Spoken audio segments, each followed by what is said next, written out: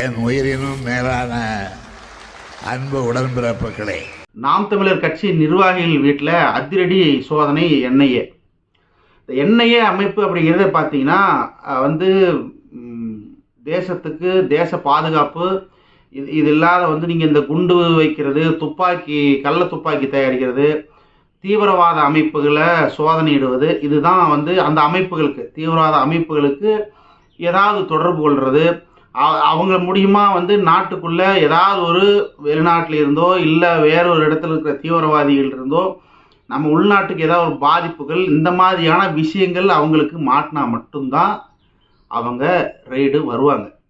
சும்மா பொத்தாம்போக்கில் இடி யார் மேலே வேணாலும் குற்றச்சாட்டு சுமத்துற மாதிரி என்ஐஏ குற்றச்சாட்டம் சுமத்தாது. அதனுடைய வேலையை அவங்களுடைய வேலை ஆவணங்கள் தெளிவாக இருந்தால் அவங்க மேலே 90% அவங்க மேலே டவுட்டு அப்படின்னு வந்தால் மட்டும்தான் அவங்க அதிரடி ரைடு பண்ணுவாங்க. அதுவும் ஒரே நேரத்தில் நாம் தமிழர் கட்சியோட நிர்வாகிகள் கிட்டத்தட்ட 10 பேருக்கு மேலே 10 பேரோட வீட்டுக்கு மேலே சோதனைக்கு உட்படுத்திருக்காங்க 10 இடங்களில். நீங்கள் திருச்சியில் எடுத்துக்கிட்டிங்கன்னா நம்ம மாமா பையன் சாட்டை துரைமுருகன் வீட்டில் சோதனை அதிகாலையிலிருந்தே சோதனை. ஆனால் அங்கே மாமா பையன் வீட்டில் இல்லை, அவங்க மனைவி மட்டும்தான் வந்திருக்கிறாங்க. அதிகாலை எழுப்புனாங்க, அவங்க பயந்துட்டாங்க அப்படின்லாம் லாயர் சொல்கிறாங்க. ஆனால் அவங்கள மரியாதையாக நடத்திருக்கிறாங்க. அங்கேருந்து சில ஆவணங்களையும் எடுத்து சென்றதாக தகவல். நாம் தமிழருக்கு சாதகமாக ஒரு யூடியூப் சேனல் நடத்திட்டு இருக்கிற தென்னகம் விஷ்ணு பிரசாத், சிவகங்கை மாவட்டம் இடையான்குடியில் இருக்கிற அவருடைய வீட்டில் சோதனை நடந்திருக்குது. அவர்கிட்டையும் இருந்து பல பேங்க் ஸ்டேட்மெண்ட்ஸு, பல ஆவணங்களை கையகப்படுத்திட்டு இருக்குது. அவரையும் விசாரணைக்கு அழைச்சிட்டு இருக்கிறாங்க. நம்ம கரிகஞ்சி இடும்பாவனம் கார்த்தி அவரையும் என்ஐஏ சோதனைக்கு இன்னைக்கு காலையில் 9:30 மணிக்கு வர சொல்லியிருக்காங்க. அதாவது இன்னைக்கு நான் பேசிகிட்டு இருக்கிறது February 2. இன்னைக்கு காலையில் மற்ற இடங்களெல்லாம் சோதனைக்கு போனவங்கள அவரை 9:30 மணிக்கு என்ஐஏ ஆஃபீஸ்க்கு சென்னைக்கு வர சொல்லியிருக்கிறாங்க. இவர் நான் வெளியூரில் இருக்கிறேன், அதனால் 5ஆம் தேதி வரேன். அதாவது இந்த இடைக்கட்ட காலத்தில் ஏதாவது கோர்ட்டில் ஏதாவது நம்ம ஏதாவது பண்ண முடியுமா அப்படிங்கிற ஒரு உள்நோக்கத்தோடைய இவன் எங்கே இருக்கிறான், ஒன்றும் பெருசாக வெளியூரில் இருக்கிறான்னா எங்கே 3 நாள் பயணம் பண்ணி வர்ற அளவுக்குன்னா அப்படியாப்பட்ட ஊரில் எங்கே இருக்கிறான், வெளியூரில் இருக்கிறேன் 5ஆம் தேதி வரேன் அப்படின்னு சொல்லியிருக்கிறான். எனிவே யாருக்கு பிரச்சனை வந்தாலும் அதுலேருந்து தப்பிக்க தான் நினைப்பாங்க. அதே மாதிரி இன்னும் நிறைய பேரோட வீட்டுக்கு வந்திருக்கிறாங்க.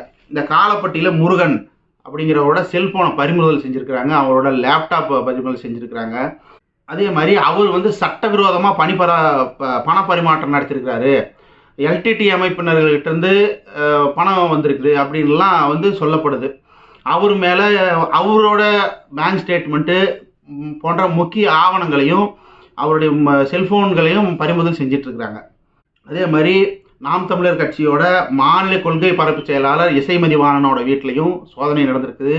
அங்கேயும் அவருடைய செல்ஃபோன் பறிமுதல் செஞ்சுருக்கிறாங்க. அவர் அதுலேயும் ஒரு முக்கிய ஆவணங்கள் ஏதோ சிக்கியிருக்கிறதாகவும் பரபரப்பான காட்சிகள் போயிட்டுருக்குது. ஒரு முக்கியமான ஆள் கோவையில் ஆலத்துறையில் ரஞ்சித் குமார் காலையில் 4 மணியிலிருந்து அவருடைய வீட்டில் சோதனை. அதாவது கோயம்புத்தூரில் மட்டுமே 2 இடத்துல சோதனை நடத்தியிருக்கிறாங்க. ஒன்று முருகனுடைய வீட்டில் காலப்பட்டியில், இன்னொன்று ரஞ்சித் குமாரோட வீட்டில் கோவை ஆலந்துறையில். இவங்க 2 பேருடைய வீட்லேயும் தொழில்நுட்ப இவர் ஏற்கனவே ரஞ்சித் குமார் தொழில்நுட்ப பிரிவில் இருந்திருக்கிறார். ஆனால் இப்போ இல்லை. இப்போ இவர் வெளியில் இருந்து நிறைய பண பரிமாற்றங்கள்லாம் நடந்து அந்த மாதிரியான விஷயங்களை மாட்டியிருக்கிறாரு.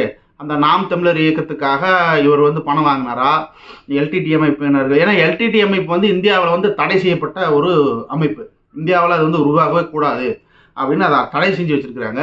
இவங்க எல்டிடியை மீட்டு உருவாக்கம் செய்கிறதுக்காக போராடுறாங்க. இந்த மாதிரியான இதுக்கான பணம் தொகையை வெளிநாட்டில் வாழ்கிற எல்டிடி அமைப்புகிட்ட பணம் வாங்குறாங்க. இப்போ வெளிநாட்டில் எங்கேயுமே எல்டிடி அமைப்பு இல்லை, அது நம்மளுக்கு எல்லாத்துக்குமே தெரியும். எல்டிடி ஈழத்தோடு சரி, ஈழத்துக்கு அப்புறம் எல்டிடி எங்கேயுமே கிடையாது.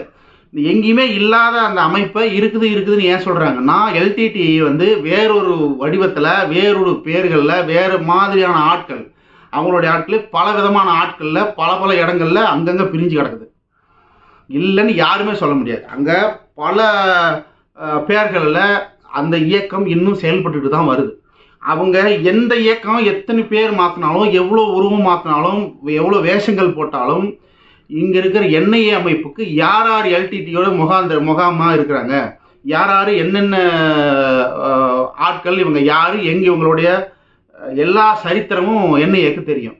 இப்போ அவங்கக்கிட்ட இருந்து இவங்க நிதி பெறுறாங்க அப்படின்னா, அப்போ அவங்களுடைய விஷயங்களை தமிழ்நாட்டுக்குள்ளே கொண்டு வரதுக்கான முயற்சி செய்கிறாங்க நாம் தமிழர் கட்சி அப்படிங்கிறதும் ஒரு அச்சப்பட வேண்டிய ஒரு சூழல். இப்போ நாம் தமிழர் கட்சி தொடர்ந்து பிரபாகரன் சார்ந்த அரசியல் செய்கிறாங்க, தமிழர்களுக்கான அரசியல் செய்கிறாங்க. தமிழர்கள் பிரபாகரன் தான் தமிழர் இனத்தோட தலைவன்னு பேசுகிறாங்க.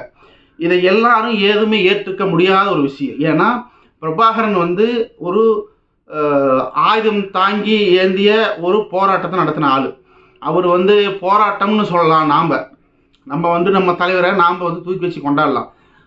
உலக நாடுகளில் எல்லா இடத்துலையும் பிரபாகரனை எல்லாரும் தீவிரவாதின்றதை சித்தரிக்கிறாங்க. ஏன்னா ஆயுதம் ஏந்தி போராட்டம் அப்படின்னாவே அது பிற உயிரை கொல்றது போராட்டம்.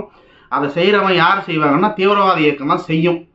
இது எழுதப்படாத சட்டம். இப்போ ஆயுதம் ஏந்தி ஒருத்தரை நீங்கள் மிரட்டி, ஒரு கவர்மெண்ட்டை மிரட்டி, ஒரு மிலிட்ரியை மிரட்டி, மிலிட்ரியை சுட்டு எதிர்த்து நீங்கள் போராடுறீங்கன்னா கண்டிப்பாக நீங்கள் ஒரு தீவிரவாத இயக்கம் தான். இது உலக நாடுகளில் இருக்கிற நீங்கள் அங்கே எல்டிடி எடுத்துக்கிட்டாலும் சரி, ISISI அமைப்புகள் எடுத்துக்கிட்டாலும் சரி, இந்த மாதிரி பல அமைப்புகள் இருக்குது. எல்லாருமே சட்டவிரோதமான துப்பாக்கிகள் பயன்படுத்துவதும், சட்டவிரோதமான பண பரிமாற்றங்கள், இதெல்லாத்தையும் கவனிக்கிறது தான் என்ஐயோட வேலை. அதாவது நம்ம இந்தியாவுக்கு பாதுகாப்பு கொடுக்குற இந்த என்ஐஏவோட வேலை. என்ஐஏ இன்னைக்கு நாம் தமிழர் குறி வச்சிருக்கிறது அப்படிங்கிறது தான் நம்மளுக்கு ஒரு பதட்டத்தை அளிக்கக்கூடிய விஷயமா இருக்குது.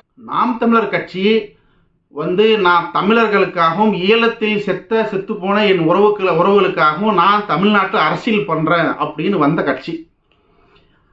அது அவங்க சொல்லிக்கிட்டது. நாம் அவங்க அப்படி நினைக்கல. ஏன்னா அவங்க பணம் சம்பாதிக்கணும்.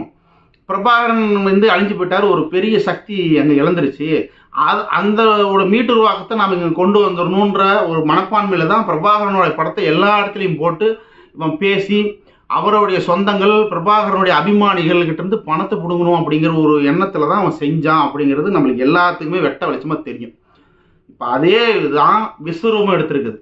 ஏன்னா பல லட்சக்கணக்கான பணங்கள் வெளிநாட்டிலேருந்து வரல. இங்கே 1000-2000 தான். இப்போது சாட்டை துரைமுருகன் ஒரு யூடியூப் சேனலுக்கு கொடுத்த ஃபோன் காலில் அவனோட ரெக்கார்டு, அதை நான் கேட்டேன். 5000-2000 அனுப்புவாங்க அப்படின்லாம் சொல்கிறான். 5000-2000 அனுப்புறதுக்கெல்லாம் அங்கே ஒன்றும் பெரிய விஷயமே கிடையாது. பல லட்சக்கணக்கான பணம் வெளிநாட்டிலேருந்து இங்கே நாம் தமிழர் கட்சிக்கு இறங்கிடுச்சு. இன்னைக்கு ஃபுல் தேக்கம், அதிகமான பணம் நாம் தமிழர்கிட்ட குமிஞ்சு போய் கிடக்குது. இந்த பணம் எப்படி வருது, ஏன் இது எப்படி நீங்கள் அவ்வளோ கரெக்டாக சொல்கிறீங்கன்னா, ஒரு சாதாரண மனிதனால், ஒரு சாதாரண கட்சி, இப்போ நீங்கள் திருமாவளவன் எடுத்துக்கிட்டிங்கன்னா கூட அவரும் சக இதில் கட்சி நடத்திட்டு வர்றாரு. அவரால் கூட இந்த அளவுக்கு ஒரு மிகப்பெரிய ஒரு காரை வாங்க முடியாது. இன்றைக்கி 50 லட்ச ரூபா போட்டு ஒரு ஃபார்ச்சுனர் காரு, அவரும் பொண்டாட்டிக்கு 35 லட்ச ரூபா போட்டு Innova hybrid high cross car. இது ஒரு 2-3 வருஷத்துக்கு கேப் வாங்கலை, வெறும் 6 மாதத்தில் இதை 2த்தையும் வாங்கியிருக்கிறான். அப்போது மக்களுடைய கவனம் இல்லை, என்ஐஏ கவனம், எல்லாருடைய கவனமும் அவன் மேலே போகும். இவ்வளோ பணம் கொடுத்து இவ்வளோ வாங்குற அளவுக்கு இவனுக்கு ஏது வருமானம்?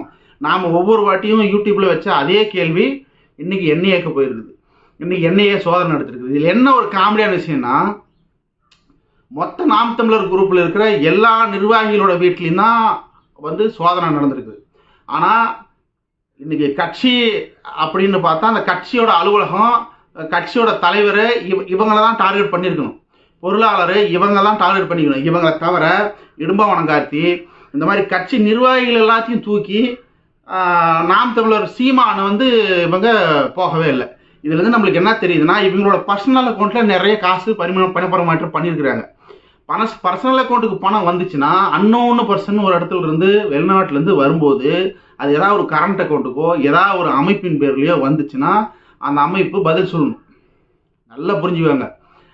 இல்லை அந்த அமைப்புக்கு அந்த பணம் வரல, ஒரு அன்னோன் பர்சனுக்கு போச்சுன்னா மட்டும்தான் அந்த அன்னோன் பர்சனுக்கிட்ட போவாங்க. இப்போ அந்த அன்னோன் பர்சனோட பேங்க் பேலன்ஸ்ல இருந்து எந்த அமைப்புக்கு போயிருக்குதுன்னு தெரிஞ்ச வேண்டி தான் அந்த அமைப்புக்கு போவாங்க. இப்போ இப்போ இந்த விசாரணைகள் எல்லாவும் இன்னைக்கு காலையில் இருந்து ஆரம்பித்த இந்த விசாரணைகள் இன்னைக்குள்ள எல்லாரையும் பிடிச்சி விசாரிப்பாங்க. இந்த வாரத்துக்குள்ள அதுக்கு என்ன காரணம், என்னென்ன ஆவணங்கள் சிக்கியதுங்கிறத வெளியிடுவாங்க. பொறுத்திருந்து நாம் பார்ப்போம். ஆனால் கண்டிப்பாக சீமான் கைதாகிறதுக்கு வாய்ப்பு உண்டா இல்லையா?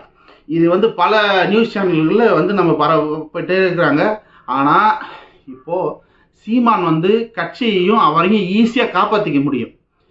நாம் தமிழரை நம்பி போனால் கழுத்தறுத்துப்பட்டு தான் சாவிங்க அப்படின்னு நான் பல வாட்டி வீடியோக்களில் சொல்லியிருக்கிறேன். இன்றைக்கி இந்த சாட்டை துரைமுருகன், இடும்பவனம் கார்த்தி, தென்னகம் விஷ்ணு பிரசாத், இந்த ரமேஷ், அப்புறம் இந்த முருகன், இவங்க எல்லாருமே நாம் தமிழர் கட்சிக்காக வெளிநாடு வாழ் ஈழத்து மக்கள்கிட்ட பேசி கட்சிக்காக நிதியை திரட்டிருக்கிறாங்க. வாங்கின நிதியெல்லாம் இவங்களோட பர்சனல் அக்கௌண்ட்டுக்கு வாங்கிட்டாங்க. இவங்க அங்கேருந்து இவங்க பேரில் கட்சி அக்கௌண்ட்டுக்கு அனுப்பிட்டாங்க. இப்போ கட்சி அக்கௌண்ட்டுக்கு வந்த பணம் பூரா அவங்க எனக்கு நிதியாக கொடுத்ததுன்னு போயிடும். கட்சி தப்பழைச்சதா? அவங்க நிதியாக அனுப்புனாங்க, எங்கே வாங்கினாலும் எனக்கு தெரியாதுன்னு போயிட்டே இருப்பான் சீமான். எனக்கு அதுக்கு சம்மந்தம் இல்லைன்ற கண்டிஷனில் இப்போ இடையில நின்று மாட்டிகிட்டு இருக்கிறது யார் அப்படின்னா இவங்க தான் மாட்டுவாங்க. அதுவும் ஒரு பகிரங்கமான குற்றச்சாட்டு வச்சுருக்கிறாங்க. என்னென்னா எல்டிடி அமைப்பை மீண்டும் உருவாக்க வேண்டும், அதை தமிழ்நாட்டில் மீண்டும் அதை மீட்டு உருவாக்கம் செய்ய வேணும் வேறொரு பேரில் அப்படின்னா அது நாம் தமிழர் அப்படிங்கிற இயக்கமே எல்டிடியாக செயல்பட வாய்ப்பு உள்ளது அப்படிங்கிறது தான் அதனுடைய அர்த்தம். அதுக்காக வெளிநாட்டில் இருக்கிற அந்த எல்டிடி அமைப்பு தீவிரவாத அமைப்பு அப்படின்னு மொட்டையாக சொல்கிறாங்க எல்லாருமே. எல்டிடி அமைப்பை சார்ந்தவர்கள் வெளிநாட்டில் வச்சுருக்க பல இயக்கங்களை வச்சுருக்கிறாங்க. அவங்கக்கிட்ட இருந்து இவங்க பல லட்சக்கணக்கான பணங்களை வாங்கியிருக்கிறாங்க இங்கே ஒரு அமைப்பை உருவாக்குறதுக்கு அப்படின்னு தான் என்ஐஏ வைக்கிற மிக பகிரங்கமான குற்றச்சாட்டு. அதுக்காக தான் இவங்க எல்லாத்தையும் சம்மன் வந்திருக்கிறாங்க. இல்லைன்னா நீங்கள் சாட்டை துரைமுருகன் சொல்கிற மாதிரி சும்மா விசாரித்தாங்க, 2 புத்தகத்தை மட்டும் வாங்கிட்டு போனாங்க, வேறு எதுவுமே கேட்கல அப்படின்னு சொல்கிறதெல்லாம் உண்மையிலேயே ஒரு எண்ணெய்க்கு வேறு குழப்பில்ல. காலைல 4 மணிக்கு என் வீட்டில் கதவை தட்டி 2 புக் எடுத்துகிட்டு போகிறதுக்கு வருவாங்க. அது ஃபோன் பண்ணி 2 புக்கை கொடுத்துட்டு போகிறான்னா கொண்டு போய் ஆஃபீஸில் கொடுத்துட்டு போகிறான் மாமா பையன் இல்லையா? அவன் காலையில் 4 மணிலேருந்து சோதனை போடுறான்னா அவனுக்கு ஆவணங்கள் இல்லாத, அவனுக்கு தகுந்த ஆதாரங்கள் இல்லாத அவன் பொழப்புக்கிட்டு வருவானா? அதை யோசிக்கணும். இருக்கும் கண்டிப்பாக. அதே மாதிரி அன்னைக்கு ஈழத்தில் பிரபாகரனை நம்பி போன பல லட்சக்கணக்கான அப்பாவி மக்கள் செத்தாங்க. பிரபாகரன் இறந்துட்டாரு, இல்லைன்னு சொல்லலை, அவர் போராடினார். ஆனால் பல லட்சக்கணக்கான மக்கள் உயிரிழந்தாங்க. இன்னைக்கு அதே மாதிரி இந்த இந்த அஞ்சரைகள் எல்லாம் போகிற இன்னைக்கு நாம் தமிழர் சீமான் பக்கம் போகிறாங்க.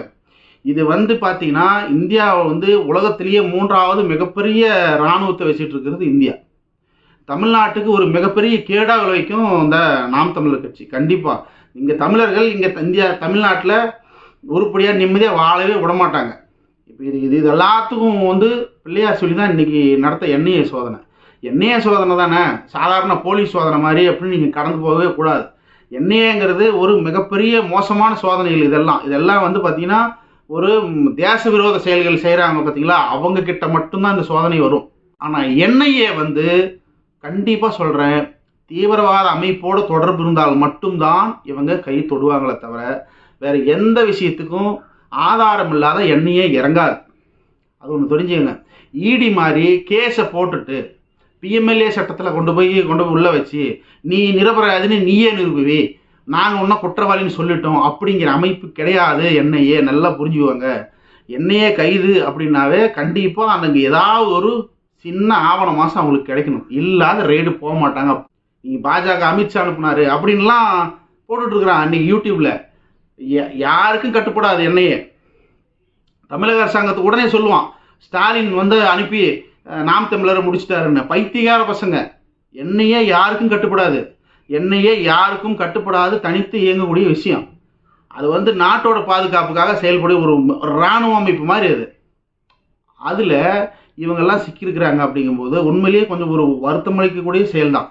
ஏன்னா அவங்களுடைய விசாரணை இங்கே லோக்கல் ஸ்டேஷனில் கூப்பிட்டு சார் சொல்லுங்கள் சார் அப்படியெல்லாம் பேச மாட்டாங்க. அவங்களோட விசாரணையே வேறு மாதிரி இருக்கும். அது யாராலையும் டீல் பண்ண முடியாது. இன்றைக்கி பூந்து ஓடுறான் சீமான் ஹைகோர்ட்டுக்கு. என்ஐஏ சோதனை வந்திருக்குது அப்படின்னு ஹைகோர்ட்டுக்கு போகிறான். ஹைகோர்ட்டுக்கு போய் என்ன சோதனையை நிறுத்துங்கன்னு சொல்லுவாங்க. அவ்வளோதான்.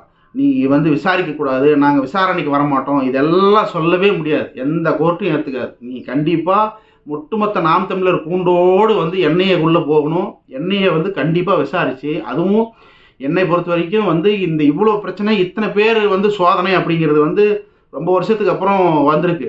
அது தமிழ்நாட்டில் இந்த மாதிரி நடந்ததே கிடையாது. கண்டிப்பாக சீமான் கைதாகிறதுக்கு 100க்கு 100% வந்து வாய்ப்பு உண்டு. இந்த மூடர்களை நம்பி நீங்கள் போய் மூடர் கூடமாயிடாதீங்க. நாய் டம்ளர் கட்சியில் சேர்ந்து உங்களையும் உங்களுடைய வாழ்க்கையும் தொலைச்சிக்காதீங்க. எல்லாரையும் வந்து மூளை செலவை செய்து தீவிரவாத இயக்கமாக கூட மாற வாய்ப்பு இருக்கும். அந்த மாதிரியான விஷயங்கள் கூட நடக்க வாய்ப்பு இருக்கும். சட்டவிரோத பணப்பரிமாற்றம் நிறைய நடந்திருக்குது. அதனால தான் இன்னைக்கு நாம் தமிழர் கட்சி இந்த ஒரு பெரும் இடர்பாடுகளை சந்திக்குது. பிரபாகரனுடைய கருத்துக்களை இங்கே கொண்டு வரேன் அப்படின்னாவே, பிரபாகரனுடைய கருத்துக்கள் துப்பாக்கி ஏந்திர கருத்து தான். அதை கொண்டு வரேன் இங்கே அப்படின்னாவே தமிழர்களுக்கும் தமிழ்நாட்டில் வாழ்ல சாதாரண மனிதர்களுக்கு எல்லாத்துக்குமே ஒரு பிரச்சனை தான். என்டிகே என்றைக்குமே வந்து, அதாவது நாய் டம்ளர் கட்சி என்றைக்குமே வந்து தமிழர்களுக்கான கட்சியாக இருக்காது. அது நம்மளுக்கு எல்லாத்துக்கும் தொந்தரவு தர கட்சியாக தான் இருக்கணும். அகிம்சை ஒன்றுதான் எதையும் சாதிக்க முடியும் அப்படிங்கிறது தான் உண்மை. அதுதான் காந்தியார் நம்மளுக்கு சொல்லிக் கொடுத்த ஒரு பாடம். துப்பாக்கி தூக்கிட்டு இவங்க திரிஞ்சு தனி தமிழ்நாடு பெறேன் அப்படின்னு கூட இவங்க ஆரம்பிப்பாங்க. கூடிய விரைவில் அது பண்ணாலும் பண்ணுவாங்க. ஏன்னா இன்னைக்கு எண்ணெயை சோதனைங்கும் போது நம்மளுக்கு எல்லாத்தையும் தூண்டுது. எல்லா விஷயம் இப்படி பண்ணுவாங்களோ அப்படின்லாம் தூண்டுது. நாம் தமிழர் கட்சி சொல்லும், இது வந்து சாதாரண விஷயம் தான், ஒரு பெரிய விஷயம் இல்லை, எங்கள் கட்சியில் எந்த ஒரு குறையும் இல்லை, அவன் அப்படி தான் சொல்லுவான். ஆனால் எண்ணெய சோதனைன்னு வந்துட்டாவே அது தீவிரவாத சோதனை. இங்கே இருக்கிற இதே பழநெடுமாறன் போன்ற பல பேர் இதே எண்ணெய சோதனையில் மாட்டினவங்க தான் விடுதலை புலிகளுக்கு ஆயுதம் சப்ளை பண்ணார் அப்படின்னு இது கோவை ராமகிருஷ்ணனை கூட வந்து எண்ணெயை இது பண்ணி உள்ளே வச்சுச்சு. வைகோ அவர்கள் எண்ணெயில் கைதானா. அப்படி இதுக்கு விடுதலை புலிகளோட போய் தங்கியிருந்து அவர் வந்ததுக்கு, அவர்கள் பற்றி மேடை போட்டு பேசுனதுக்கெல்லாம் கைதானா. அப்படி இந்த மாதிரியான விஷயங்கள் அவங்க வந்து ஈஸியாக தப்பிக்கிறதுக்கான வழிகள் இருந்தது. அவங்க மேலே எந்த குற்றமும் இல்லை. இன்றைக்கி பணப்பரிமாற்றம் எண்ணெயே எல்டிடியே இல்லாத பட்சத்துலேயும் அங்கேருந்து பணத்தை அந்த அமைப்புக்கிட்ட இருந்து வாங்கியிருக்கிறாங்கன்னு அவங்க கரெக்டாக கண்டுபிடிச்சிருக்கிறாங்க. அதை பாருங்கள். ஏன்னா எங்கேயுமே என்டிடி எல்டிடிஇ அப்படின்னு எங்கேயுமே வந்து உலக நாட்டில் எங்கேயுமே இல்லை. ஆனால் அந்த அமைப்புகள் பலவேறு பேர்களில் இப்போ நாம் தமிழர் வச்சுருக்கிறாங்களா, நான் வந்து பிரபாகரன் பிள்ளை நம்ம சொல்கிறாங்கல்ல, இந்த மாதிரி பல அமைப்புகளாக பல இயக்கங்களாக அங்கங்கே செயல்படுது. அந்த இயக்கங்கள் இருக்கிற பணம் இவங்க அந்த இயக்கத்தின் மூலிமா இவங்க வரவும் தான் இன்றைக்கி பிரச்சனையை மாட்டிக்கிட்டாங்க. அடுத்து ஒரு நல்ல பதிவுடன் சந்திக்கிறேன். நன்றி, வணக்கம்.